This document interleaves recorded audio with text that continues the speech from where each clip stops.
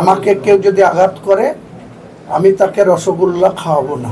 আমি গত 26 তারিখে কাশীপুরে যে বক্তৃতা করেছিলাম, সেই বক্তৃতাতে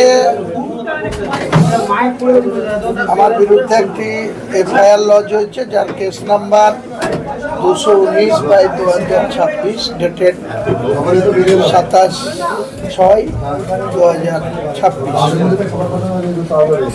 আইও হচ্ছে এসআই বিজন রায়। তিনি এবং তিনার আরো ঊর্ধ্বতন অফিসাররা তাদের মতো করে প্রায় 10 পাতার একটা তৈরি করেছিল, যেটা জিজ্ঞাসাবাদের জন্য। তাদের পয়েন্ট অনুযায়ী যারা যা জিজ্ঞেস করেছে আমি সেই প্রশ্নের উত্তর দিয়েছি। তারা আবার রিপিট করে সন্তুষ্ট না হয়ে আবার রিপিট করে জিজ্ঞেস করেছে, আবার অফিসার চেঞ্জ করে জিজ্ঞেস করেছে। আমি তাদের প্রশ্ন যথাযথ উত্তর দিয়েছি। তাতে আমাকে আজকের মতো এই কেসের যে কারণে জিজ্ঞাসাবাদ করেছিল তারা আমাকে রিলিফ দিয়েছে। নেক্সট আবার 14 তারিখ বেলা 11টার সময় এই ঘটনায় আরেকবার আসতে হবে। সেই ব্যাপারে আমাকে আরেকটা নোটিশ রিসিভ করেছে। আমি নোটিশ নিয়ে চলে এসেছি। আজকে পুলিশের ব্যবহারে কি আপনি সন্তুষ্ট? পুলিশের ব্যক্তিগত তাদের যা ডিউটি, তাদের সুপিরিয়র অফিসারদের যে নির্দেশ, তারা সেটা পালন করেছে। সেখানে পুরো ভিডিও রেকর্ডিং করে আমাকে জিজ্ঞাসাবাদ করেছে। তাদের অফিসারদের প্রশ্নমালা যা ছিল তার উত্তর আমি দিয়েছি। তাতে আমার সঙ্গে তো কারো পার্সোনাল রিলেশন করার জন্য ওখানে যাইনি। আমি 4 ঘন্টা থেকেছি।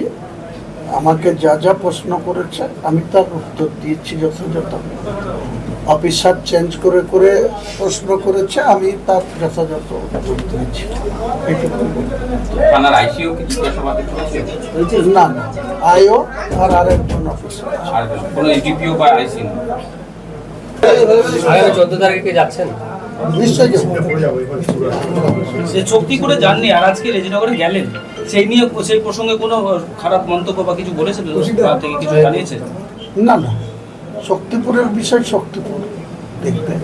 এটা রেজিনগরের কেস হয়েছিল। রেজিনগরের কেস নম্বর 219/2026, ডেটেড 27/6/2026।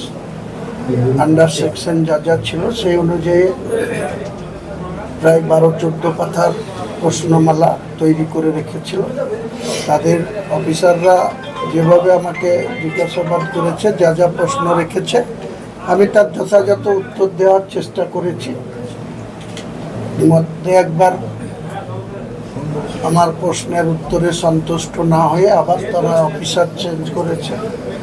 তারপরে আবার সময় নিয়ে জিজ্ঞাসা করেছে। আমি যথাযথ আমার সাধ্য মতে আমি আমার অফিসারদের প্রশ্নের উত্তর দিয়েছি। আপনি যখন থানায় ছিলেন সেই সময় বিজেপির কিছু নেতাকর্মী, কিছু কর্মী সংস্থা আপনার বাড়ির সামনে বিজেপির পতাকা টাঙিয়েছে, এক কথায় প্রতিবাদ জানিয়েছে। আপনি বলেছিলেন যে বিজেপির পতাকা টাঙানো পর্যন্ত লোক থাকছে না, সেই কারণে কি বলছেন? আমি বলেছিলাম যখন প্রয়োজন হবে তখন করব, আমি এখনই করব তত বলিনি। আর বিজেপির যারা পতাকা টাঙাচ্ছে তাদের যে কোনো রাস্তায় বিজেপির পতাকা টাঙাবে। বিজেপি এখন ক্ষমতাসীন দল, দেশের ক্ষমতাসীন দল। আমি তো এরকম কোনো কিছু বলিনি যে বিজেপিকে রাজনীতি করতে দেব না, বিজেপি রাজনীতি করতে পারবে না। আমাকে 26 তারিখে বিকেল 5:50 মাইক ধরেছি। 6:28 পর্যন্ত আমি যে পিস রেখেছি তার যথেষ্টই কারণ ছিল। আমাকে ব্যক্তিগতভাবে বিজেপির এখানকার হারা প্রার্থী কোনো কিছু বলেনি, কিন্তু বহরমপুর সাংগঠনিক জেলার যিনি সভাপতি মলয় মহাজন 4 মে গণনার দিন পর্যন্ত যারা এখানে তৃণমূলের ক্রিমিনাল ছিল, তৃণমূলের গুন্ডা ছিল, তৃণমূলের তোলাবাজ ছিল, সেই সব লোকদের ডেকে নিয়ে এসে আমাকে ব্যক্তিগত আক্রমণ করেছে। বিজেপির নেতা হয়ে গেছে মানে সে আইনের ঊর্ধ্বে না। আমিও যেমন আইনের ঊর্ধ্বে না, তেমনি বিজেপির নেতা সরকার চলে এসছে মানে সরকারের বিজেপির লোকরা আমার মাথা কেটে নেবে আর আমি মাথা পেতে দেবো, এটা না, ভারতের সংবিধান সেটা বলে না। তো তাদের আচরণটা এরকম দেখেছি তাই বলেছি। আমিও যেমন আচরণ সংযত করব, সংযত থাকবে, পাশাপাশি যারা শাসকে এসছে তাদেরকেও সংযত আচরণ করতে হবে, মানুষের জন্য কাজ করতে হবে। এই জেলার উন্নয়ন অনেক পেন্ডিং আছে। রেজিনগর শিল্প তালুক থেকে শুরু করে রামনগর সুগার মিল থেকে শুরু করে বহরমপুর থেকে রামনগর ঘাট আরবিসিকের রাস্তা থেকে শুরু করে নওদায় একটা বিভিন্ন রাস্তা, এমনকি নওদা থানায় যাওয়ার রাস্তা এত জঘন্য অবস্থা।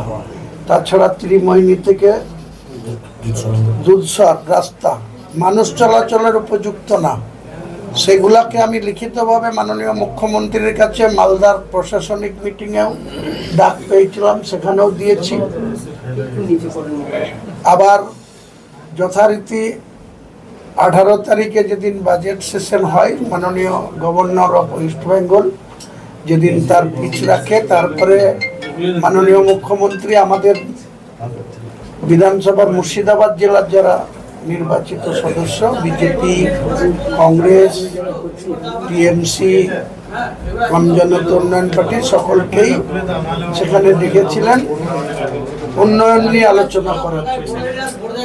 তো সেই আলোচনাতেও আমি 11টার ডিমান্ড দিয়ে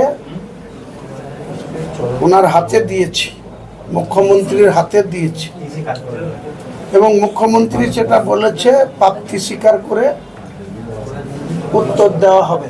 এখনো পর্যন্ত তিনার নিজের কথা তিনি রাখেননি। 18 তারিখের দেওয়া চিঠির প্রাপ্তি স্বীকার এখনো আমি চিঠি পাইনি। সেটা তিনি কি করবেন, আগামী দিনে আবার 9 তারিখে মুর্শিদাবাদের বহরমপুরে তিনি আসছেন। শুনছি বিজেপির নেতারা বলছে যে রেজিনগরেও আসবেন। ওয়েলকাম। রেজিনগর কারো ব্যক্তিগত সম্পত্তি না, রাজ্যেরই একটা জেলার নাম মুর্শিদাবাদ, আর সেই জেলারই একটা ব্লকের নাম বেলডাঙ্গা 2, যার থানা শক্তিপুর এবং রেজিনগর। কাজেই আইন কারোর ঊর্ধ্বে না। আইনকে আমি যেমন সম্মান করব, তেমনি আমার উপরে ব্যক্তিগত আক্রমণ আসলে, আমার পার্টির উপরে আক্রমণ আসলে আমি চুপচাপ সেটাকে হজম করব না বা মেনে নেব না। আমাকে কেউ যদি আঘাত করে আমি তাকে রসগোল্লা খাওয়াবো না। আমি আগেও বলেছি, আবার বলছি, ভবিষ্যতেও বলবো।